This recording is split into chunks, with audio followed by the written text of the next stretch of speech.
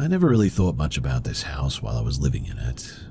The events, they only started to feel significant years later, when I reviewed them as a sequence rather than as isolated events. Between 2008 and 2012, my family lived in a single-story rental home on the outskirts of Wichita Falls, Texas. I was 16 when we moved in, and the house was pretty ordinary. Narrow hallway, 3 bedrooms, low ceilings, older carpet, and a little bit of poor lighting here and there. From the first few months onward, there were minor disturbances that none of us treated seriously at the time. These included unexplained sounds at night, brief movement detected in peripheral vision, and the general sense that someone else was present even when the house was empty. Most of these incidences were easy to dismiss individually. Houses make noises, peripheral vision is unreliable, teenagers are suggestible. That was the working explanation for a long time. One afternoon, though, my younger brother and I were standing in the hallway outside of our bedrooms. My room was directly across from my mother's, and we both saw what appeared to be a human figure move from my doorway into my mother's room. The movement was smooth and deliberate, weirdly smooth in fact, not really consistent with somebody walking. The figure was visible from the shoulders down, and there was no visible head or facial detail. The body passed fully into the room and didn't re-emerge. We checked both rooms immediately, but no one was there. When we told our mother, she didn't react with surprise. She said that she had noticed similar things before and told us not to focus on it. Her response suggested that she had already normalized the experiences and didn't want to escalate it into something frightening, I guess. And at the time, that reassurance was enough for us. Several months later, we spoke with a neighbor at one point who had lived on the street for decades, and during a casual conversation about the house, she asked whether we had noticed anything unusual about it. She said that the previous tenants had reported odd occurrences, apparently. She then mentioned that a former resident, a guy named Harold, had died by suicide in the early 1980s, using a firearm in what was now my mother's bedroom. We did not confirm these through records or anything, and it remained just sort of secondhand information, but still, it provided a narrative explanation that we casually sort of adopted. And so, from then on, whenever something minor happened, a noise, a door shifting, something falling, we always referred to it as Harold without taking it seriously. It became a way to sort of reduce tension rather than increase it, I suppose, but the more disruptive events happened later and only ever at night.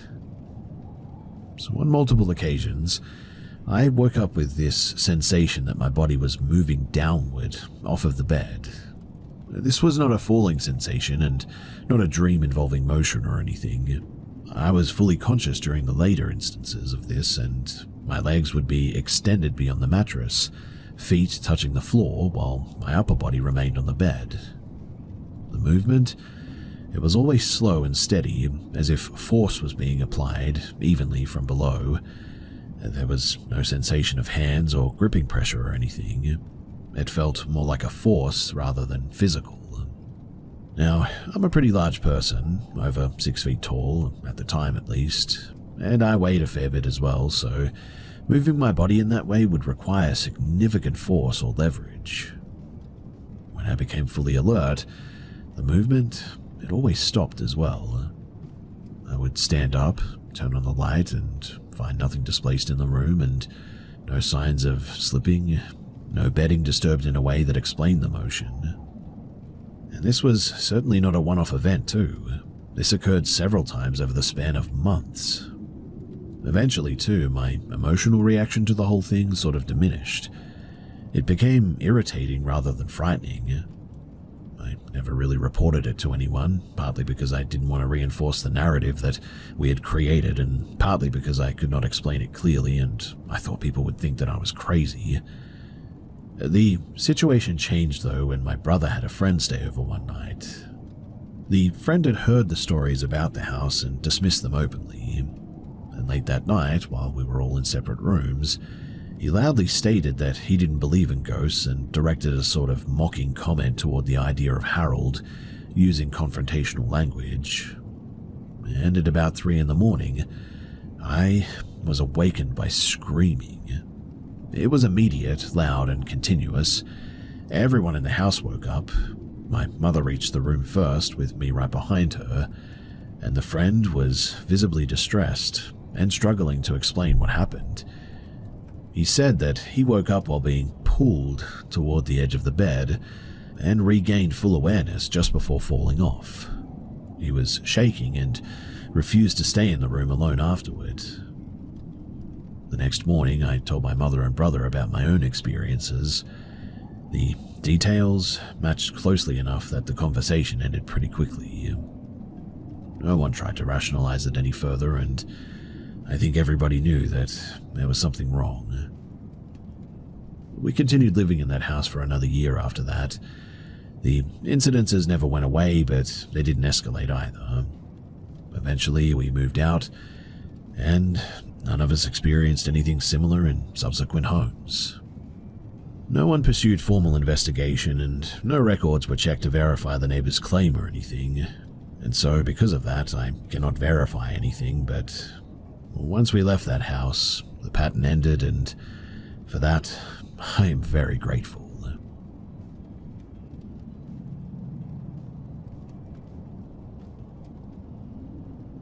So I worked night shifts at a logistics company, and so my schedule was completely inverted at the time, sleeping during the day and awake at night. One night at around 2:45 in the morning, 3 of us decided to ride out on our motorcycles to grab some food from a 24-hour food place about maybe 40 miles from my apartment. The route included a long stretch of road passing an old, mostly unused cemetery on the outskirts of the city. And there are only a few scattered houses along that stretch too, and the cemetery itself is fenced off but also accessible at a small side gate, used occasionally by maintenance workers from what I could see. The road is narrow, poorly lit, and usually deserted at that hour. Up to that night, we had driven the stretch dozens of times without any incident, but while approaching the cemetery gate, 2 of us, including myself, noticed a woman standing about maybe 3 meters from the edge of the road, facing us. She appeared to be in her mid-20s, wearing a dark-colored sari with her hair tied back. Her posture was completely still. She didn't seem to react to our headlights. The first thing that I noticed was not her expression, a faint, almost neutral smile, not warm and not hostile, but just enough to suggest awareness, I would guess, but it was the way that she was standing. She maintained direct eye contact with us the whole time, even as we passed. We slowed slightly, but we didn't stop, and the road was pretty narrow, and I was concerned about safety more than anything else, but during that brief time that it took to pass her, she didn't move, speak, or gesture, or anything. It was an extremely brief interaction, maybe 10 to 12 seconds I would say, but the image of her face stayed with me. Even now, months later, I can recall the sharp features and the calm expression clearly. Well, after passing, we discussed what we had seen. 2 of us were certain that she was there, but the other 2 riders seemed distracted and didn't react at all at the time. I assumed that they had seen her as well, but a few hours later, one of them admitted that he didn't remember seeing anyone at all, and the 4th rider had no memory of anything unusual either. And that discrepancy, it troubled me more than the sighting itself. We considered a lot of explanations, but the details just didn't fit. She was standing there in an isolated area where no one would normally wait. The cemetery was closed, and there was no obvious way for her to have appeared there unnoticed. She didn't carry a bag or any items, and there was no evidence of someone nearby assisting her. After that night, I avoided that stretch alone for quite some time. I also spoke with a few night shift colleagues who occasionally used the same route, asking if they had ever seen anything similar near that cemetery. A couple said that they had sometimes felt uneasy passing it late at night, but no one had reported seeing a figure or anything else. I don't know what or who she was or why she was even there. I considered that it might have been a local practicing some sort of a ritual or something, maybe waiting for a ride, but her stillness, like a statue, and direct gaze, and the timing of it all made those possibilities seem really unlikely. Plus the fact that some of us saw her and others didn't. And what's more puzzling is that 2 of us saw her and others didn't. I still think about that night a lot too. The incident is over a year old now and nothing similar has ever occurred. I even go past that place sometimes. I always remain alert and cautious in that section near the cemetery now though. For me, the most unsettling part is the memory of a person just sort of standing there motionless in an isolated area without any explanation. And obviously the fact that not everybody saw her. That inconsistency is what I find most difficult to rationalize.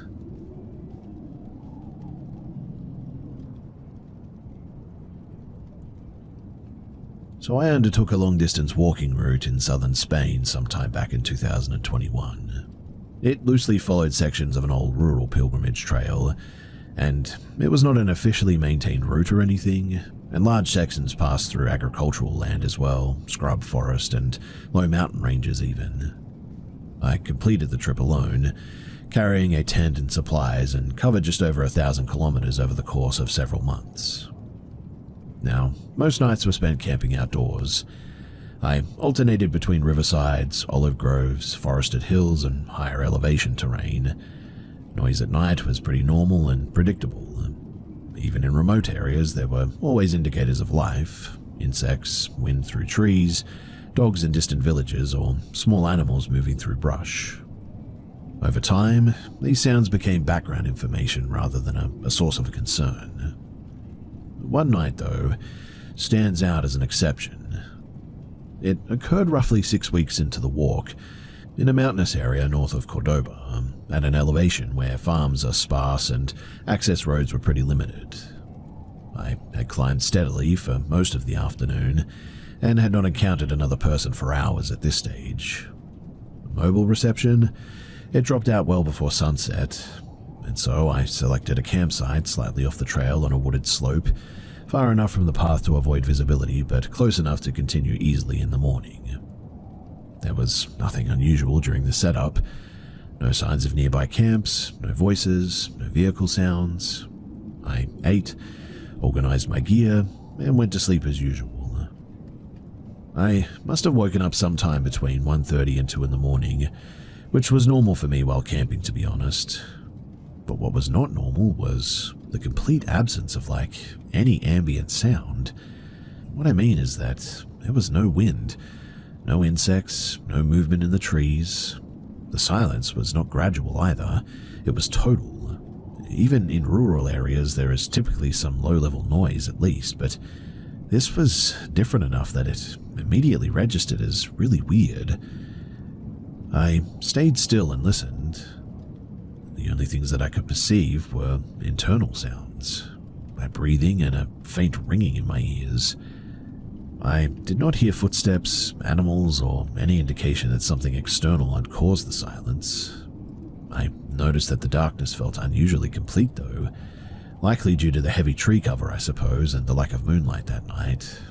But at the time, it certainly added to the sense of disorientation. I didn't check my phone or turn on a headlamp immediately. I wanted to avoid losing night vision and preferred to assess whether anything changed naturally. I remained awake for maybe 30 or 40 minutes, and during that entire period, there was no change in sound levels. No wind developed, no animals resumed movement, nothing approached or retreated or anything. It was just completely silent, and the silence persisted consistently. But eventually, I heard this really weird sort of humming sound. Seemed to be coming from above my tent somewhere, but it was like a really sort of low humming noise. Hard to describe, but that's the best that I can do. And then, all I remember next is waking up in the morning. From a rational standpoint, I guess you could say that maybe it was just a sudden drop in the wind, a lull in animal activity or something. Maybe the temperature changed. but none of these fully explain the duration of the completeness of the silence for me. But they certainly remained the most plausible possibility. They also didn't really explain that weird humming sound that I heard. Mind you, there was no sense of immediate danger or anything, but there was a strong feeling of alertness, I guess you could say, as if my body was responding to a situation that it just really couldn't contextualize. Anyway, the next morning, conditions were normal. The birds were active, insects were present, and there were no visible signs of disturbances around the campsite. I packed up and sort of continued walking, and I passed through a small village later that day and asked casually about wildlife or unusual activity in the area. The response was pretty unremarkable, to be honest. Over the remainder of the trip, I experienced no similar events either. Nights returned to their usual patterns of intermittent noise and movement, and that single night remains the only time during the journey when I felt genuine unease. Also, and I don't know if this is related, but when I was walking, I sort of got itchy down on my leg at some point, and when I went to scratch it and take a look at it, I sat down on a rock to take a drink and take a look at it, and that's when I noticed that I had this weird scar there that I swear wasn't there before. The best way that I can describe it is that it's like a sort of weird divot in my ankle, or sort of in my shin, I guess you could say. I know that it wasn't there beforehand, and maybe I hurt myself somewhere along the way and didn't notice or something, but I swear that it wasn't there like the day before, or at the very least a few days before that. I really don't know how to explain any of this, and I still think about it occasionally, mostly not because of everything that happened, but I have very fond memories of that trek, and it was a really amazing experience that I had out there. Again, I don't really know what to make of much of this, and I don't really have any conclusions as to what this all is, but if you have any ideas as to what this might have been, then I would love to hear from you. Thanks.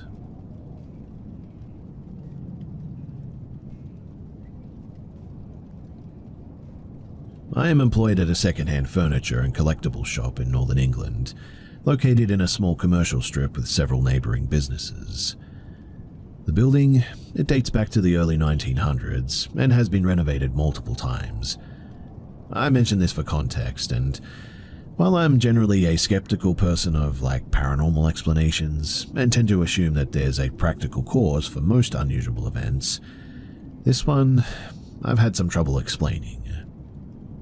So this incident occurred in early November of 2023, during normal business hours, shortly after midday. The store was moderately busy, but not crowded that day.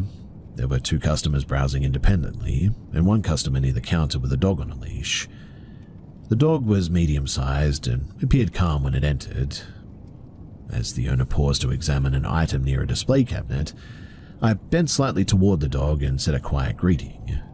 It was spoken sort of reflexively in a low, informal tone that people often use when addressing animals. The volume was minimal and not intended to carry beyond a few feet. But immediately after I finished speaking, without any noticeable delay, there was a second voice that repeated the same phrase. This second voice was significantly louder and clearly audible across the store. It matched my voice closely in pitch, pacing, and intonation, but the sound just didn't resemble a reflection or an echo or anything. It appeared to originate from somewhere behind me or just off to the side of me, but not from the direction that I was facing. My co-worker, who was approximately 4 meters away organizing stock, reacted instantly. She looked toward me and commented on how abruptly I had raised my voice. She had not heard my initial quiet remark at all, and assumed the louder phrase was deliberate. When I told her that I had not spoken the second time, she initially seemed confused rather than alarmed. Now, to rule out any obvious explanation, I asked her directly whether she had said it or played a recording as a bit of a joke. This would have been inconsistent with her behavior and work habits for sure, and she denied it without hesitation.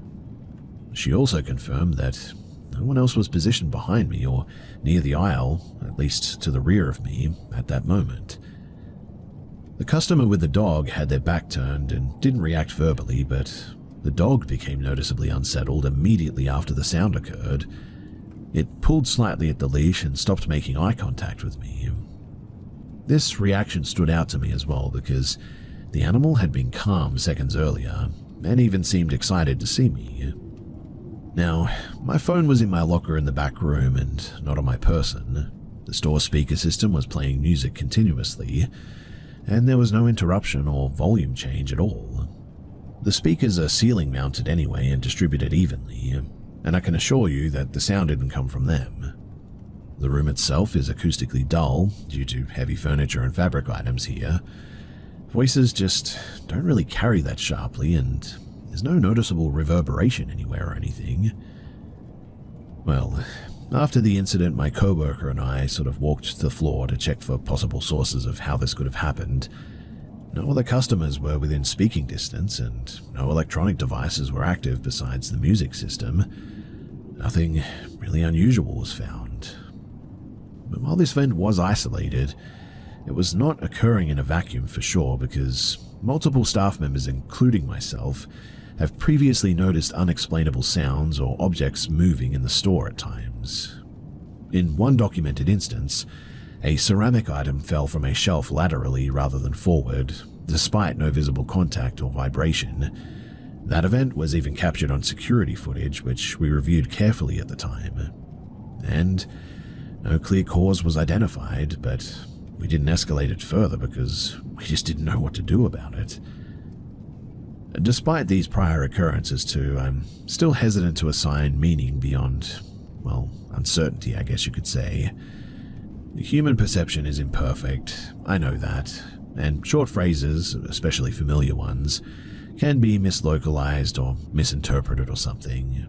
Stress, expectations, and environmental noise all can affect perception as well, I know that.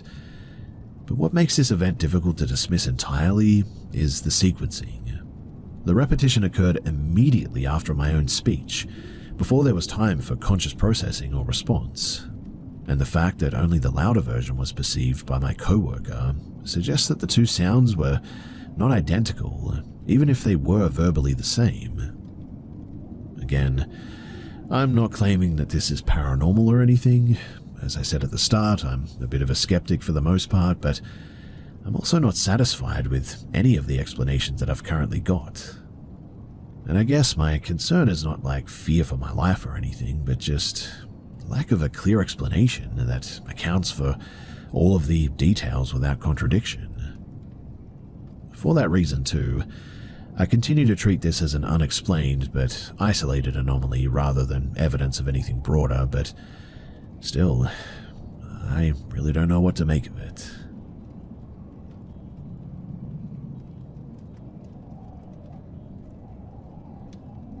I was young enough at the time that I was still restrained in a booster seat, likely no older than 4, I would say.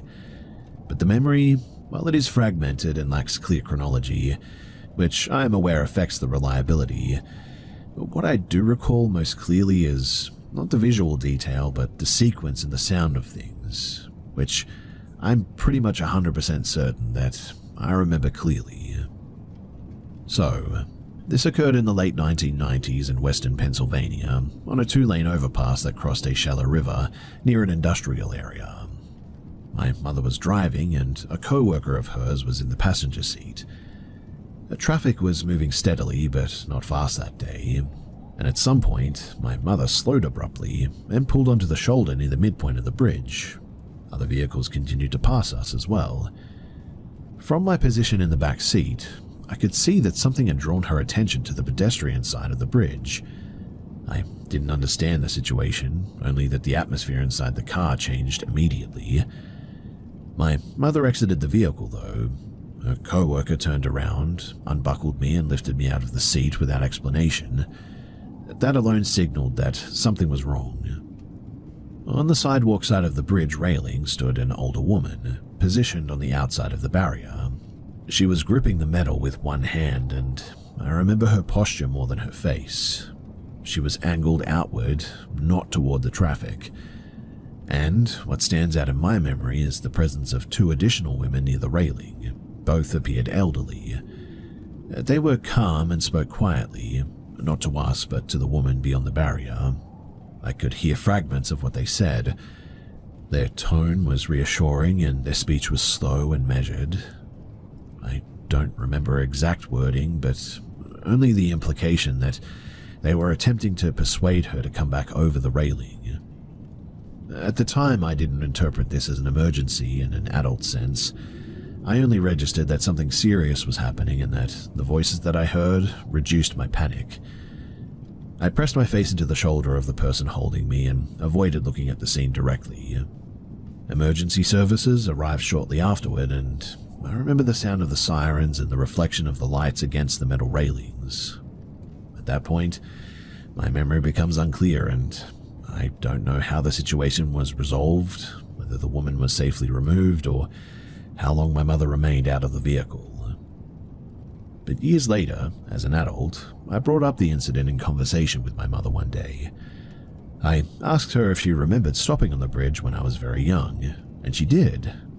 Her recollection matched mine in pretty much broad terms: the location, the woman on the wrong side of the railing, and her decision to stop.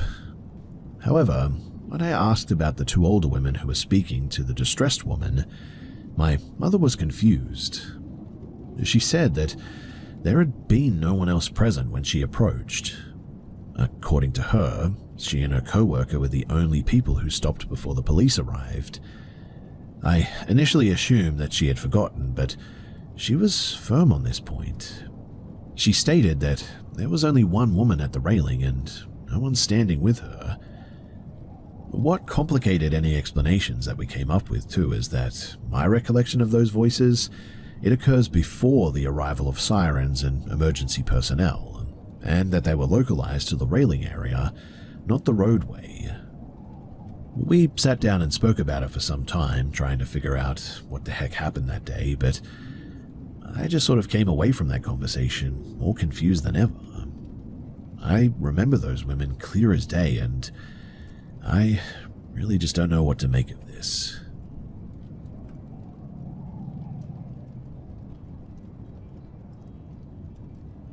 I did not expect to question my assumptions about unexplained events when we bought this place. The house, it's at an end of road terrace. The house is an end of road terrace construction in the late 19th century, located in Leeds, England. We moved here in early of 2024. The age of the building was initially a point of humor between my partner and me. We both consider ourselves rational and generally dismissive of paranormal stuff, although we do find the topic interesting in an abstract sense, but the first incident occurred roughly 8 weeks after moving in. We have a bit of a routine of lighting a scented candle in the bathroom during the evening, and we use it while getting ready for bed and make a point of extinguishing it fully before leaving the room. This is not casual or rushed or anything. One of us always confirms that the flame is out and that the wick has stopped glowing. One morning we entered the bathroom and we found the same candle burning. There was no sign of wax overflow, no scorch marks, and no indication that it had been left unattended overnight intentionally. We initially assumed that one of us must have forgotten to blow it out or something. After discussing it, we both agreed that neither of us had. I did research accidental candle reignition and learned about rare cases involving residual heat and flammable vapors and stuff like this, but those scenarios require a very specific condition and usually occur shortly after extinguishing, not several hours later. We ultimately dismissed it as something like this, and so we just sort of moved on. A few weeks after that, something else stood out though. In our spare bedroom, we keep a small display of vinyl records on 2 wall shelves. Each shelf holds 3 records, all upright in their sleeves. My partner is particular about their placement, and I avoid handling them all together. But one morning, one of the records on the lower shelf was partially overlapping the one beside it, as if it had been slid sideways. Now, it hadn't fallen, tilted forward, or slipped down or anything. The shelf is level and, it sat there still for a very long time before this. We did check for drafts, loose brackets, or shelf flex or something, but we didn't find anything.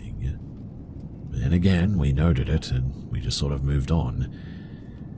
The third incident happened recently, and this one was a bit different in nature.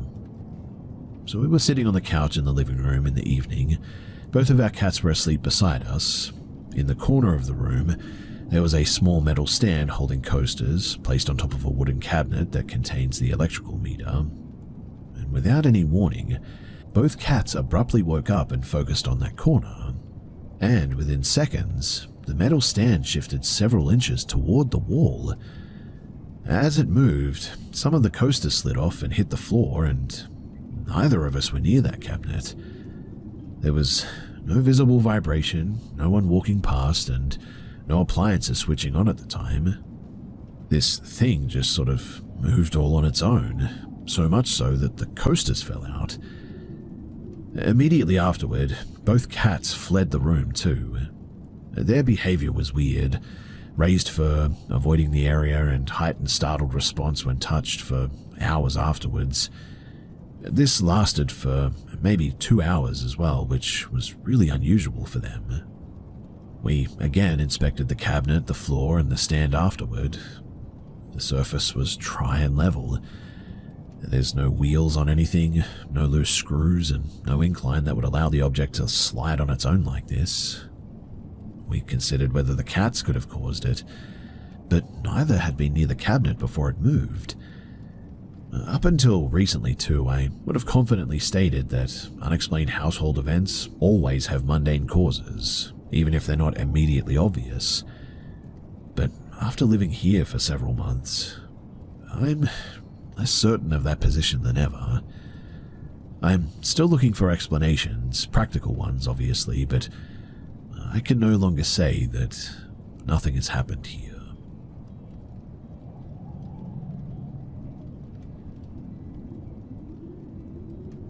So something has been bugging me as of late. I've experienced a lot of events of the paranormal throughout my life, but I've had a hard time trying to share experiences with people, mostly because I live in the South, I think. The problem with these creatures or things like ghosts is that it's hard to explain an experience without seeming like a crazy fool. However, I feel that it is time to share, and I want to connect to people who have had similar experiences with the unknown. I'll tell you now, though, that even with a large track number of running into these things, I am still heavily skeptical on what these are, and I always lean to try to disprove them. So, a few years ago, I decided to head out to the country to meet my friend. His name was Brandon.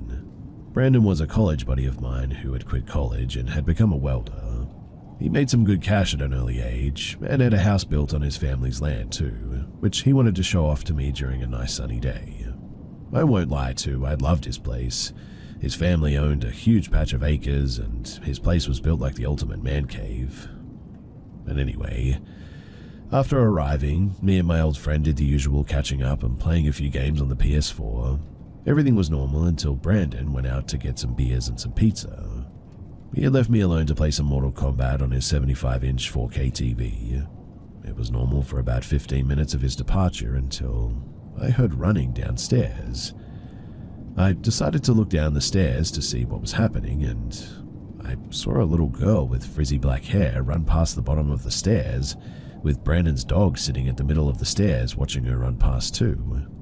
I was like, huh, cool, Brandon's kid's sister walked from his parents to his place to play or something. Honestly, I didn't think too much of it, as I had seen kids outside of his place playing outside before.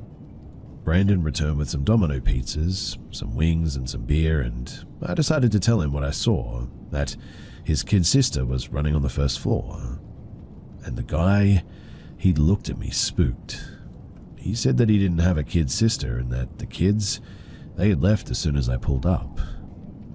The weird part was that he got kind of excited and said, "Dude, you saw her too?"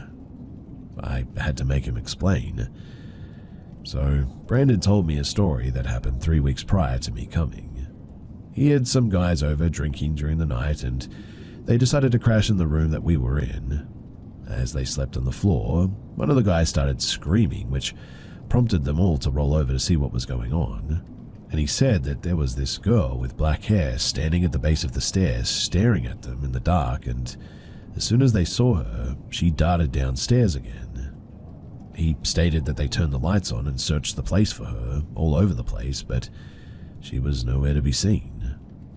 He was happy that I saw her because this means that to him, it was real.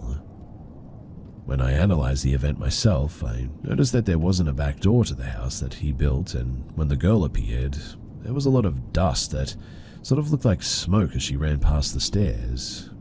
Usually ghosts or entities, they always seem to be made of this sort of smoke that has properties of like mist or something. Strangely though, she seemed so solid and full of saturation when she ran past. But what really made me think was noticing that the dog seemed so confused when he saw it too. This was honestly such a strange event. Also, they didn't live in a neighborhood or anything, so there were no neighbors. This whole event is still such a mystery to me, and I wish I had more answers.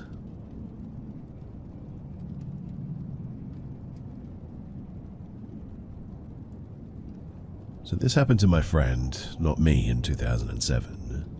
To this day, she describes what she saw in the exact same as she had right after it happened, and can still clearly picture it as well. So, she was walking home from her friend's house at night. This is in a town in southern Oregon, in case that's important, but she doesn't remember the exact time, but says that it was definitely after midnight, and it was dark, so nobody else was out. She says that she was completely sober and not sleep-deprived or anything.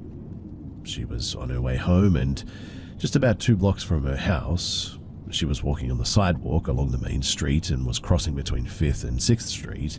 Her house is on 7th. Across the street is a Safeway and a cemetery, and right then she noticed something about 50 feet ahead of her, crossing the street from the cemetery side to the side that she was on. And this is how she describes it. There were 2 creature things walking on their hind legs side by side. One was slightly shorter than the other, but they were both really tall, at least 7 feet. They were hunched over, lanky and extremely thin. She says that her immediate first thought was they looked almost like deer walking on their hind legs, but they didn't have any fur. It was more like a dark grayish skin. They held their arms and wrists kind of like how a T-Rex would, but their arms and hands were very long still, almost as long as their legs. When I asked, she said that she didn't see any tails. I asked her if they had hooves, and she says that she thinks so, but can't remember that part for certain. Everything was quiet, and she didn't hear them making any sounds on the pavement as they walked. I asked her if they had any antlers or deer-like shaped face, me thinking that maybe it actually was just hairless deer walking on their hind legs for some reason. She said no antlers though, and their heads were not shaped like a deer's or any animal, but more like a person's. She describes their faces as looking human, with human features, but something was just slightly off. She had frozen where she was as soon as she saw them. Everything was quiet, and there were no cars driving by or anyone else around, which is pretty normal at night in our small town. But she says that she stood there kind of in shock. She watched as the 2 creatures slowly walked side by side, silently from across the street and over to the side of the street that she was on. She says that they didn't seem to see her at all, or if they did notice her, they didn't act at all like they did. She says that they acted as if they were simply a couple going on a casual night stroll together. She doesn't remember feeling any negative energy or vibes. She just felt fear because she was, well, pretty scared by what she saw. As soon as they finished crossing the street, they continued straight down 6th Street, and she couldn't see them after they passed the first house and kept walking down. At that point, she said that she snapped out of the shock and started running the 1 more block towards 6th Street to see where they were going. Once there, she turned down 6th Street to follow them, but at this point, they were completely gone. She doesn't know where they could have possibly gone that fast though, considering that they were just walking. They're not walking fast, but like I said, almost as if the 2 of them were just out on a casual night stroll. As soon as she realized that they had somehow disappeared out of nowhere though, She started running as fast as she could the one more block to her house on 7th Street. She told her mum and sister the next morning, and she says that these creatures were like nothing she had ever seen or heard of before. The closest thing that she could compare it to is a werewolf, like the one that Professor Lupin changes into the Harry Potter movies, hairless, super lanky and hunched over strangely. Except these ones had more human-like heads or faces than a wolf.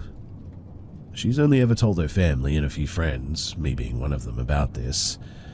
And also, she has no history of any mental illness or anything. But whenever I ask her about it, she describes it the exact same way, and is still pretty shook up when she thinks about it. Also, nothing like that has happened to her before or since then. Does anyone know what this could have been, though? I've heard about not deers on Reddit, but I'm not sure that that really fits because I think that those are more animal-like shaped and usually on all fours, right? If you guys have any questions, then I'm happy to ask her and get back to you, but any input would be greatly appreciated as both of us, I'll admit, are a bit lost.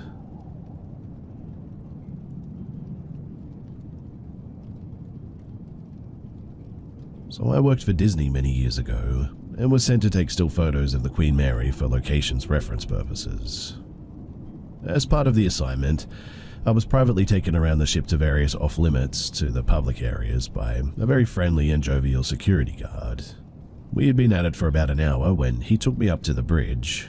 It was a cool autumn late afternoon and there was a slight breeze in the dusky air. The control room or wheelhouse was locked, so I wasn't able to go inside. Instead, I was taking photos of the interior through an exterior window. The security guard, who was with me, he got called to another part of the ship and had to leave me alone for a moment. He promised to return in about 15 minutes.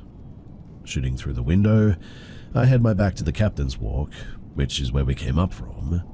I was looking through the camera viewfinder, which meant that I completely lost visual contact with what was immediately around me. Taking photos, I heard footsteps over my shoulder to my right, and I figured the security guard had returned. Then I felt a hand on my right shoulder, and obviously that completely startled me. I dropped the camera into my left hand and swung my right hand backward to brush away the security guard's hand, only to find that there was nobody there, just flags waving in the breeze and the quiet of the early evening. I shrugged the footsteps and the feeling of the hand on my shoulder off as a very convincing figment of my imagination. When the security guard eventually returned, I told him about what had happened, and his demeanor changed from jovial to quite serious. "Let's get out of here," he said, nervously. I asked him what was wrong, and he told me that there were ghost stories about the captain's walk, that people have seen the former captain of the Queen Mary on the walk in the early evenings patrolling his bridge. And he also told me that some people reported feeling the presence of someone when nobody was there. Hearing that was enough for me too. I was more than happy to oblige our getting out of there and finishing the rest of the tour as quickly as possible.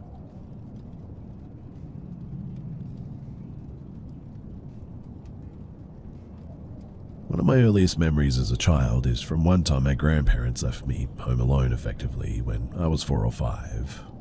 I was playing in my room with some toys when suddenly I noticed a man outside my window. For context, my childhood home had an enclosed patio which I could see from my window. He couldn't have just gotten in other words. At this point, I'm terrified and just stay in my room, but he soon simply enters it. I don't remember his appearance too well, but I remember I called him the Chicken Head Man because he had a mohawk haircut. He doesn't say nor do anything. He just stands there catatonic, turns around and then leaves. I, being a stupid kid, decided to follow him. He truly wasn't doing anything. He was just sort of pacing through our hallway. He would walk to my grandfather's office, my mum's room, and my room, and then just repeat it. Eventually, I got bored of following him, and I just went to my room, and he didn't come back. I don't really remember how scared I was, but according to my parents, I was freaked out. But anyways, after this happens and my mum comes back home, I tell her about the Chicken Head Man, and she is terrified.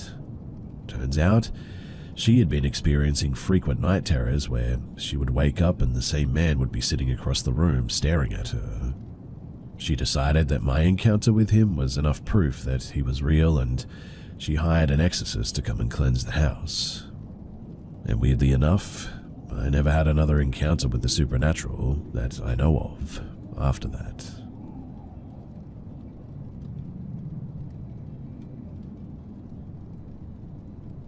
This happened a long time ago, but the memory of it is still very much burned into me. I was young enough to still be sitting in those booster seats that you put your child in with the tray attachment for food. I was playing with a little toy car in the back seat of an old 1988 Honda Civic in my little car seat.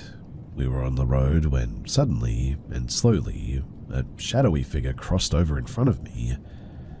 The best way that I can describe it is that it was shaped like one of those Pac-Man ghosts, but black and with a pair of human-like eyes, no other facial features. It was small enough to fit on my kiddie tray thing that I was using as a race car track for my toy as it passed in front of me.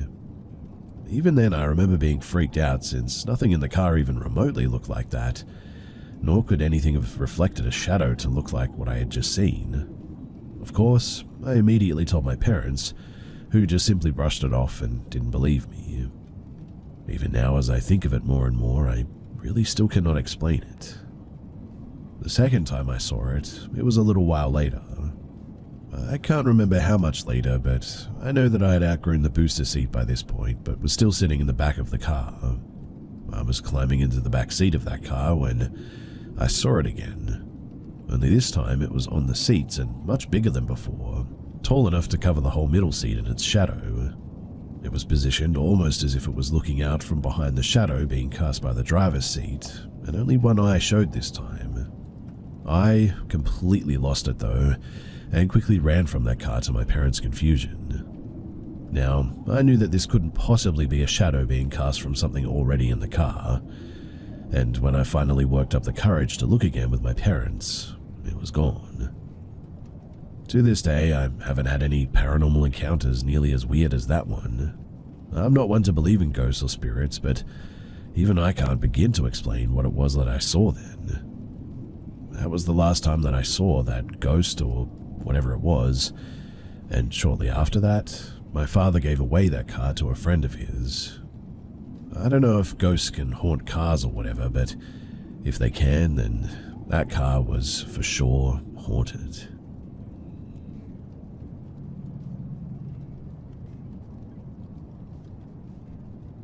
This isn't my first encounter in my life, but it definitely was the most convincing.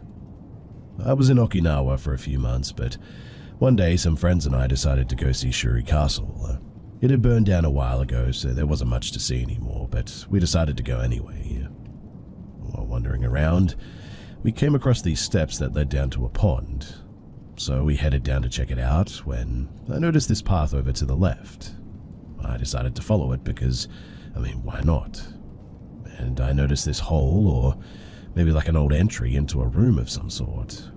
It was barred up so you couldn't walk into it, but while I was looking, I noticed this dark mass. The room itself was already dark, but this mass was noticeably darker.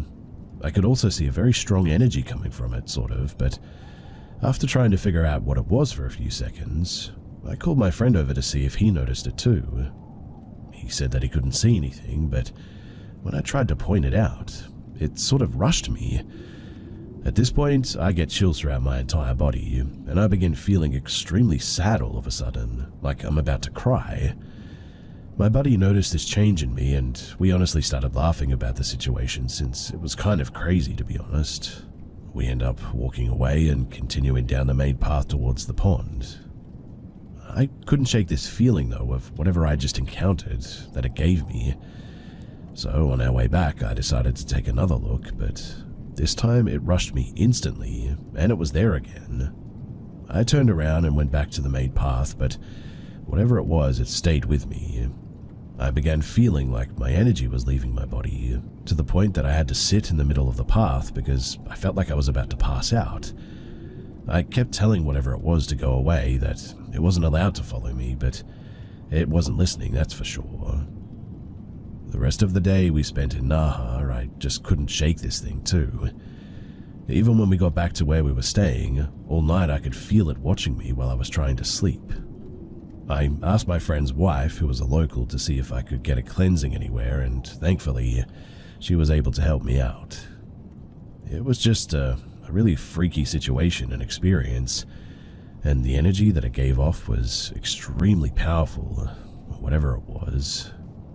I've never felt something like that before, and I really hope to never encounter anything like it again.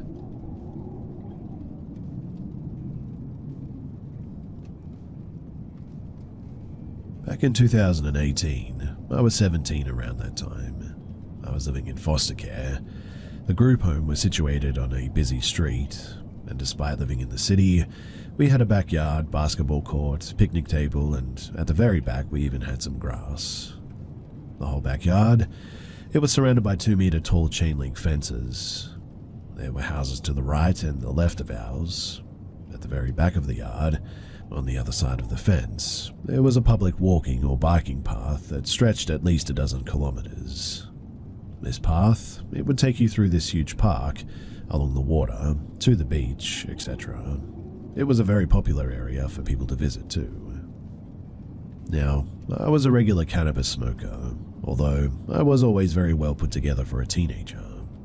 The group home workers agreed to turn a blind eye on me as long as I didn't make it obvious. So on weekend mornings, I'd go for a walk to the park behind the house. I'd roll up on a park bench and I would smoke. But one day, everything changed. It was a weekend morning as usual at 7 a.m. I made my way to my favorite park bench. I'm sitting there with my joint in my hand. It was quite windy and it kept lighting out. I was facing the water, about 100 meters of field between the waterfront and I, when I noticed a man stomping through the field, heading straight for me. He didn't seem like he was on a leisurely walk at all. I remember thinking to myself, 1, why is he not using the paved path? 2, why does it seem like he's walking straight towards me? 3, what is he holding? 4, is anybody else around? And at all that, panic ensued. He was holding something chunky in one of his hands. I looked around for someone, noticed an elderly woman walking from the direction of the group home. She was about 20 meters away from me, and I sped walk towards the woman. By the time that I got to her, the man, he had made it to the bench that I was sitting on. The woman kept walking towards the bench, and I in the opposite direction. For a moment, I looked back to make sure the man wasn't following me, or worse. I see the man lay his brick down on a pile of rocks behind the bench. The woman stopped walking. I'm guessing that she had processed something peculiar was going on too. Thankfully, the man kept moving straight towards the boulevard and was no longer to be seen in the park. The woman, she then turns around and she looks at me with this sort of shocked stare in her eyes, and I remember feeling reassured by that. We both continued on with our days without saying a single word. But the same day at around 9 p.m., people aren't allowed to smoke within 10 meters of an entry to an establishment, and there was only one light in the backyard, so it was above the entry to the establishment, and this girl in my group home goes out for a smoke in the backyard, no lights on, and like 3 minutes later, she's banging on the door yelling, so I let her in obviously. She's